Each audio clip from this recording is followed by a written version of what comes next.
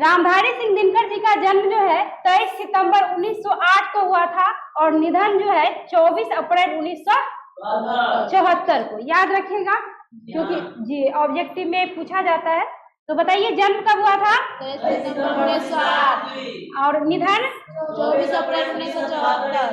Very good. चलिए अब जन्म स्थान सिमरिया बेगूसराय में जो है इनका जन्म हुआ था। और सिमरिया है कहाँ बच्चों? बिहार राज्य में। यानी राष्ट्र कवि रामधारी सिंह दिनकर जी मेरे बिहार के ही हैं और राष्ट्र कवि का इन्हें दर्जा भी प्राप्त है। और इनका जन्म जो है समझ गए आप लोग कहाँ हुआ था? बेगूसराय। माता पिता मनरूप देवी एवं रवि सिंह, यानी मनरूप देवी इनकी माता थी और रवि सिंह इनके पिता। पत्नी श्यामावती देवी। कौन थी? श्यामावती। शिक्षा प्रारंभिक शिक्षा गांव में, यानी शुरुआत में उनकी जो शिक्षा हुई थी गांव में ही हुई थी। ठीक है। 1928 में मोकामा घाट रेलवे हाई स्कूल, ठीक है, हाई स्कूल में कब गए? 1928 में। और 1932 में पटना कॉलेज से बीए ऑनर्स किया। किस विषय से? इतिहास से। यानी इतिहास से इन्होंने बीए ऑनर्स किया। आगे वृत्ति, यानी वृत्ति मतलब समझते हैं ना क्या? इनकी पेशा जी क्या थी? पेशा क्या थी? करते क्या थे? वृत्ति प्रधानाध्यापक, ठीक है, HE स्कूल, यानी कोई HE स्कूल था जहाँ वे प्रधानाध्यापक के पद पे रहे। बड़बिघा सब रजिस्ट्रार, सब डायरेक्टर, जनसंपर्क विभाग एवं बिहार विश्वविद्यालय में हिंदी के प्रोफेसर। देख लीजिए कितने सारे पदों पर जो है काम किए थे इन्होंने। भागलपुर विश्वविद्यालय में उपकुलपति और हिंदी सलाहकार के रूप में भी इन्होंने कार्य किया। साधारण व्यक्ति थे क्या? नहीं। ऐसे भी कहते हैं एक बिहारी 100 पे भारी। चलिए राष्ट्र कवि का दर्जा किसी को प्राप्त नहीं हुआ, एकमात्र कवि हैं जिनको राष्ट्र कवि का दर्जा प्राप्त है जी। अब देखिए यहाँ पे कहता है कि नहीं और भी हैं, बट पहले नंबर पे ये आते हैं। कहता है साहित्यिक अभिरुचि। अगला है साहित्यिक अभिरुचि। 1925 में छात्र सहोदर में पहली कविता प्रकाशित हुई थी। कब हुई थी? 1925 में पटना से, ठीक है। प्रकाश बेगूसराय। प्रतिमा कन्नौज में छात्र जीवन में अनेक रचनाएं प्रकाशित हुई। इनके छात्र जीवन में ही यानी छात्र जीवन में ही कई सारी रचनाएं प्रकाशित जो है हुई थी। छात्र जीवन समझ रहे ना कि जब वो स्टूडेंट ईयर में थे, स्टूडेंट लाइफ में जी रहे थे, तभी जो है इनका कई सारा जो है पुस्तक, कई सारी रचनाएं जो है इनकी क्या हुई थी? प्रकाशित हुई। तो बताइए छात्र सहोदर में पहली कविता जो प्रकाशित हुई कब हुई थी? 1925, ठीक है। देश पटना प्रकाश बेगूसराय प्रतिमा कन्नौज में छात्र जीवन में अनेक रचनाएं प्रकाशित, यानी छात्र जीवन में ही, स्टूडेंट लाइफ में ही कई रचनाएं इनकी प्रकाशित हुई। और 21 वर्ष की अवस्था में पहली कविता पुस्तक जो है इनका प्रणभंग प्रकाशित हुआ। कि 21 वर्ष की अवस्था में जो है पहली इनकी कविता पुस्तक थी प्रणभंग जो प्रकाशित हुई थी। ऐसी बात नहीं है, पहले जमाने में जैसे मगध तो पटना को ही बोला जाता था। तो आप पुराना जो जैसे राजाओं की कहानी पढ़िए तो उसमें मगध राजधानी नहीं रहता मगध देश, मगध देश के राजा। तो वो लोग बोलने की लहजा बोलने का उन लोगों का था मगध देश, तो बस दे दिया है यूं ही ऐसे।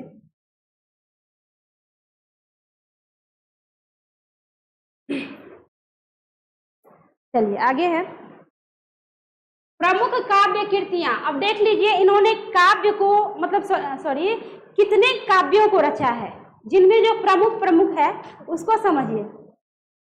क्या रीजन है इसका? हंसने का कोई रीजन हो तो समझ में आता है, बिना मतलब से जवाब दो। प्रमुख काव्य कृतियां इनकी कौन कौन सी है समझ लीजिए। प्रमुख काव्य कृतियां मतलब काव्य कृति का मतलब हो गया कविताएं, ठीक है। तो और इधर देख लीजिए गद्य भी है और उधर काव्य है। तो देख लीजिए काव्य कृतियां कौन कौन सी है। प्रणभंग 1929, रेणुका 1935, हुंकार 1938 और रसवंती कब हुआ था?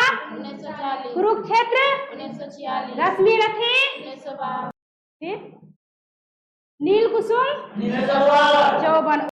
तो इनकी उर्वशी, ठीक है, जो 61 में परशुराम की प्रतीक्षा 1963, कोमलता और कवित्व 1964, हारे को हरिनाम 1970। ये हो गया प्रमुख काव्य कृतियां। अब आइए प्रमुख गद्य कृतियां पर। गद्य मतलब समझते हैं ना, जिसके थ्रू आप कहानी, निबंध, साक्षात्कार, जीवनी वगैरह पढ़ते हैं, एकांकी वगैरह पढ़ते हैं। मिट्टी की ओर रचनात्मक काल 1946, अर्धनारीश्वर 1952, संस्कृति के 4 अध्याय 56 और काव्य की भूमिका 1958, वट पीपल 1961, शुद्ध कविता की खोज 1966, दिनकर की डायरी 1973। इतनी सारी इनकी प्रमुख रचनाएं हैं। ये हुई प्रमुख, और तो कितने रचे हैं इन्होंने, ये प्रमुख हुआ। सोचिए यही इतना प्रमुख है तो और कितना होगा। और आगे है पुरस्कार एवं सम्मान की, इनको किन किन पुरस्कारों से नवाजा गया था। तो संस्कृति के 4 अध्याय पर साहित्य अकादमी पुरस्कार प्राप्त हुआ था, याद रहेगा ना, क्वेश्चन रहेगा। संस्कृति के 4 अध्याय रचना पर इन्हें कौन सा पुरस्कार प्राप्त हुआ? साहित्य अकादमी। एवं उर्वशी पर भारतीय ज्ञानपीठ पुरस्कार। बोलिए, भारतीय ज्ञानपीठ पुरस्कार किस पर, किस रचना पर?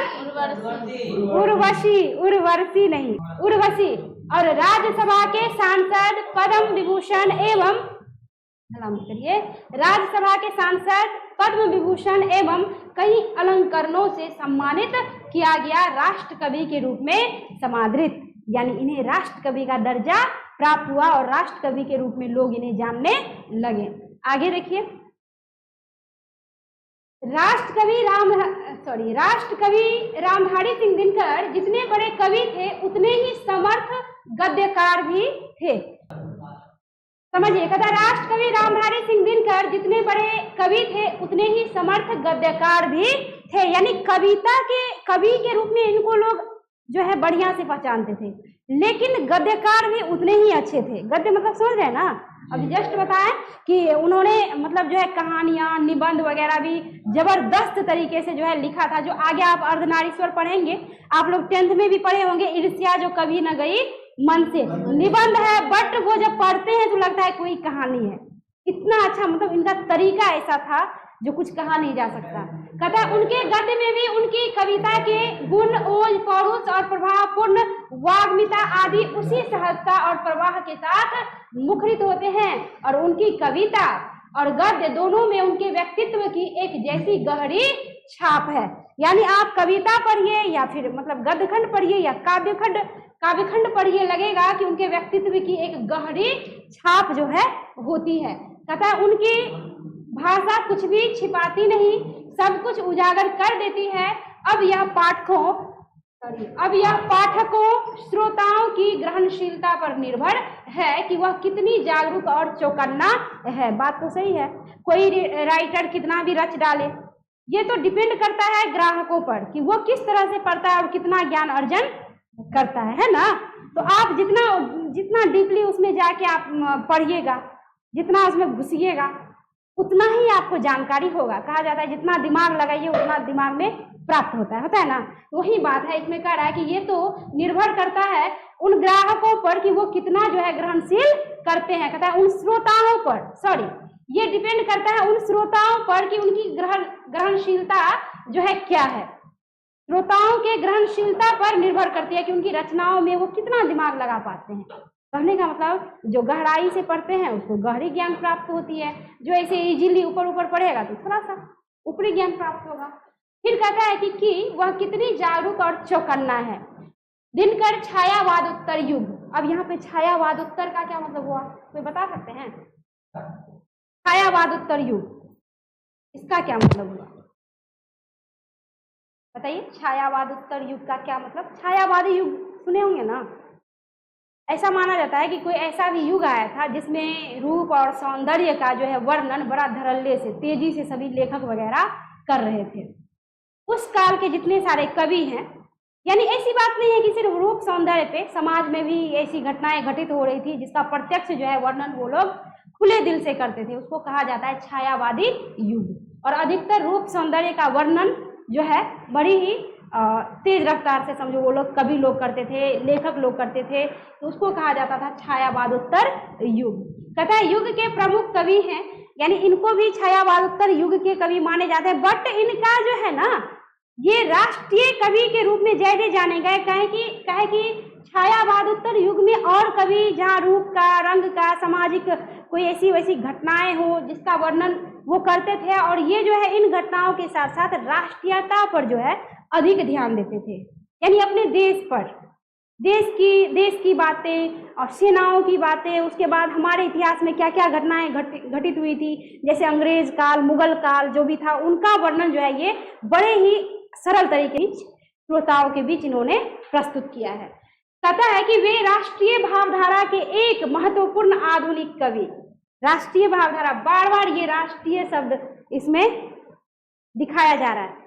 कहते हैं कि महत्वपूर्ण आधुनिक कवि, कविता लिखने की शुरुआत उन्होंने 30 के दशक में ही कर दी थी। कहता है राष्ट्रीय भावधारा के एक महत्वपूर्ण आधुनिक कवि, कविता लिखने की शुरुआत उन्होंने 30 के दशक में, कितने 30 के दशक में ही कर दी थी, किंतु अपनी संवेदना और भाव बोध से वे चौथे दशक के प्रमुख कवि के रूप में पहचाने गए, यानी चौथे दशक, ठीक है, के प्रमुख कवि के रूप में पहचाने गए। दिनकर में इतिहास और सांस्कृतिक परंपरा की गहरी चेतना है।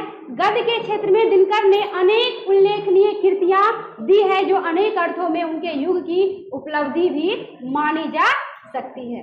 आगे है काव्य चिंतन, काव्यों का चिंतन, संस्कृति चिंतन, भाषा चिंतन, समाज चिंतन। देख लो, एक ही इनका मुद्दा नहीं था, एक ही विषय नहीं था कि मतलब किसी एक ही विषय वस्तु को लेके चले। कहता है कि काव्य चिंतन, संस्कृति चिंतन, भाषा चिंतन, समाज चिंतन। देख लीजिए विषय वस्तु इनका काव्य चिंतन, काव्य पे भी बढ़िया से जो है ध्यान, संस्कृति, भाषा और समाज, सभी पे इनकी पैनी नजर रहती थी। आदि को लेकर उनके गद्य लेखन की अनेक कोटियां बनती है। स्वभावतः दिनकर के साहित्य में एक प्रत्यक्षता और गर्माहट है, यानी दिनकर का जो आप लेखन पढ़ेंगे तो लगेगा कि प्रत्यक्ष रूप से कोई घटनाएं घटित हो रही है। जैसे कि आप अगला ही अर्धनारीश्वर पढ़ेंगे तो आपको खुद ही पता चल जाएगा कि ये निबंध है, पढ़े हुए करेंगे कि ये निबंध है या फिर कोई ऐसे ही काल्पनिक कथा है। मतलब बड़ा ही बढ़िया ढंग से उन्होंने वर्णित किया है। ये भी जानना जरूरी है, क्योंकि ये नहीं जानोगे तो फिर एग्जाम में दिक्कत होगी ना, इसी से तो अधिक प्रश्न आता है। अब आगे देखिए, कहता यहाँ उनका प्रसिद्ध निबंध अर्धनारीश्वर, कौन सा निबंध? अर्धनारीश्वर प्रस्तुत है। अर्धनारीश्वर भारत का एक मिथकीय प्रतीक है। मिथकीय प्रतीक मतलब समझे ना क्या?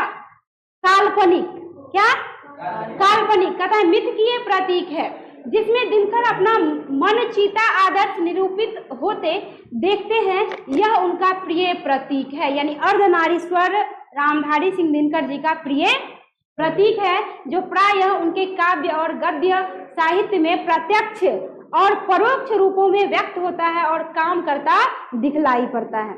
यानी इतनी सारी जो बातें दी गई, आप चैप्टर पर जाएंगे तो सही में सारी बातें आपको प्राप्त होंगी। आगे आइए,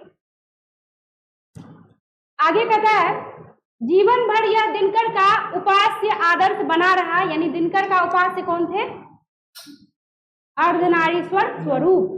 इधर ध्यान दीजिए, दिनकर का उपास्य कौन थे? अर्धनारीश्वर स्वरूप बना रहा। उनकी संवेदना, भाव, बोध और काव्य संस्कार पर इनका गहरा असर है। इस प्रतीक के सांस्कृतिक अभिप्राय क्या है? क्या यह आज के सामान्य मनुष्य और सभ्यता के लिए भी कोई अर्थ और कोई संदेश रखता है? मिथकीय जो है रचना है, काल्पनिक है, बस कल्पना करके बताया है उन्होंने कि महादेव जी ने अर्धनारीश्वर का कभी रूप धरा था, और इस रूप धरने के पीछे भी बहुत बड़ी वजह थी। ऐसे ही नहीं धरा था, क्या वजह थी आप चैप्टर में समझेंगे, ठीक है। तो कहता है कि ये अभी के टाइम में भी कोई इसका अर्थ या कोई महत्व है भी कि नहीं, कि बस ऐसे ही अर्धनारीश्वर जो है रूप है। तो यहाँ पे कहता है दिनकर इस परिप्रेक्ष्य में, इस निबंध में विचार करते हैं। दिनकर के जन्म शताब्दी वर्ष में इस प्रिय प्रतीक पर उनके द्वारा फुर्सत से सोचते हुए लिखे गए इस निबंध द्वारा हम लेखक के मौलिक अखंड स्वरूप की एक झलक पा सकते हैं, ठीक है। अब आगे कहते हैं जिसे हम आधुनिकता कहते हैं। देख लीजिए कितनी अच्छी बातें जो है यहाँ पे दी गई है कि जिसे हम आधुनिकता कहते हैं, मॉडर्न युग, कहता है कि वह एक प्रक्रिया का नाम है। यानी ये जो हम लोग कहते हैं ना आधुनिक युग आ गया, मॉडर्न युग आ गया, आजकल के लोग ऐसे वैसे करते हैं ना जी। तो यहाँ पे कहता है कि जिसे हम आधुनिकता कहते हैं वह एक प्रक्रिया का नाम है। यानी आधुनिकता एक प्रक्रिया है। और प्रक्रिया है क्या? कहता है यह प्रक्रिया अंधविश्वास से बाहर निकलने की प्रक्रिया है। यानी ये जो आधुनिक युग की जो प्रक्रिया है, अंधविश्वास से बाहर निकलने की क्या है? प्रक्रिया है। लोग कहते हैं कि हम नए युग के लोग हैं, हम पुरानी रीति रिवाज को नहीं मानते, उसी रीति रिवाज को मानेंगे जिससे हमको फायदा होगा, जिससे नुकसान होगा हम नहीं मानेंगे। फॉर एग्जाम्पल पहले क्या था? सती प्रथा था, बाल विवाह था ना जी। अगर किसी का पति मर जाए बच्चे में तो विवाह करवा दिया जाता था। मर जाता था तो उस बच्ची को भी जो है उसके चिता के साथ बांध दिया जाता था कि तुम्हारा पति जिंदा रहा ही नहीं तो तुम क्या करेगी रह के, तुम भी जाओ। उसको भी जला दिया जाता था। तो बताओ ये कोई रीति थी या कुरीति थी? कुरीति थी। तो क्या अब इस रीति को कोई मानता है? तो कहने का तात्पर्य कि ये आधुनिकता एक प्रक्रिया है। आपको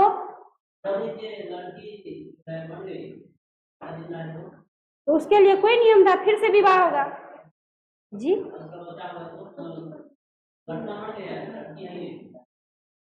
तो बच्चा को लेके जीवन व्यतीत करेगी। ऐसा कुरीति था बबुआ। विधवा स्त्री को घर में कैद, सादा भोजन, उबला सा तला भुना कुछ नहीं खा सकती थी, घर से बाहर नहीं निकलती थी, उसके छाया में भी चलना लोगों को जो है मतलब अच्छा गवारा नहीं था। उसके छाया में भी बोलते थे क्या इसका छाया लग जाएगा तो मेरे घर में भी विधवा हो जाएगा। मतलब जिसपे किसी सुहागन का मान लो इसे चल रही है, छाया है पीछे, उसके छाया में भी लोगों को चलना पसंद नहीं था, अपशकुन मानते थे। देख लो, अब बताओ ना, ये कोई रिवाज था, रीति था? ये कुरीति था? ऐसा थोड़ी होता है।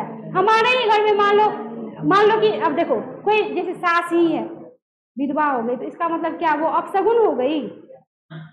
आदमी अपशगुन ही होता है क्या? आदमी अपने कर्मों से, बुरे कर्मों से सगुन अपशगुन, बुरा या अच्छा होता है। अब कोई विधवा हो गया तो इसमें उनका क्या दोष है? उनको सजा दिया जाता था।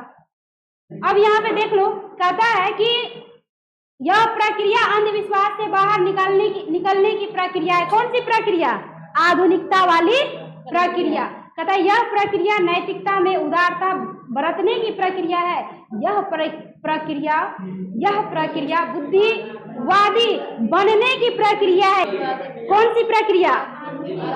आधुनिकतावादी। आया समझ में? यानी बुद्धिमान बनिए। आधुनिकता का मतलब ये नहीं कि पूरा जैसे आजकल होता है, मॉडर्न युग में बहुत बुरी घटनाएं भी होती है जो देखने और कहने और सुनने योग्य नहीं है। ऐसा नहीं होना चाहिए। मॉडर्न युग में आ गए, कुछ ज्यादा बुद्धि मिल गया तो इसका मतलब ये नहीं कि अपना घर ही बर्बाद कर ले, अपने घर में ही आग लगा दे, जो आजकल होता है। कहने की जरूरत नहीं है हम क्या कहना चाह रहे हैं, आप लोग समझ गए होंगे। तो यहाँ पे देख लीजिए, कहता है यह प्रक्रिया बुद्धिवादी बनने की प्रक्रिया है। यह प्रक्रिया धर्म के सही रूप पर पहुंचने की प्रक्रिया है। धर्म के सही रूप पर पहुंचे। यहाँ तो धर्म के नाम पे दंगा मार करवा रहा है कट्टरपंथी लोग। हम ये नहीं कहते कि कट्टरपंथी सिर्फ मुस्लिम में है, कट्टरपंथी हिंदू में भी है। सब एक दूसरे को लड़वाने का क्या कर रहा है, काम कर रहा है कि नहीं? हम खुद हिंदू है, लेकिन देख लो ना, कहीं ऐसे कट्टरवादी हिंदू है, कट्टरवादी जो है कट्टरपंथी हिंदू और कट्टरपंथी मुस्लिम है। और ये कट्टरपंथियों के चक्कर में ही क्या हो रही है? मार काट हो रही है। ठीक है, तो यहाँ पे कहता है कि यह प्रक्रिया धर्म के सही रूप पर पहुंचने की प्रक्रिया है। यानी धर्म भी कर रहे हैं ना, तो सही रूप पर, सही धर्म पर चलिए, सही तरीके से चलिए, गलत तरीके से नहीं। तो यहाँ पे वही कहता है कि यह प्रक्रिया धर्म के सही रूप पर पहुंचने की क्या है? प्रक्रिया। आधुनिक वह है जो मनुष्य की ऊंचाई उसकी जाति या गोत्र से नहीं। देख लो कितनी अच्छी पंक्ति है कि आधुनिक युग वह है कि मनुष्य की ऊंचाई यानी मनुष्य की पहचान उसकी जाति या उसके गोत्र से नहीं बल्कि उसके कर्म से नापना है।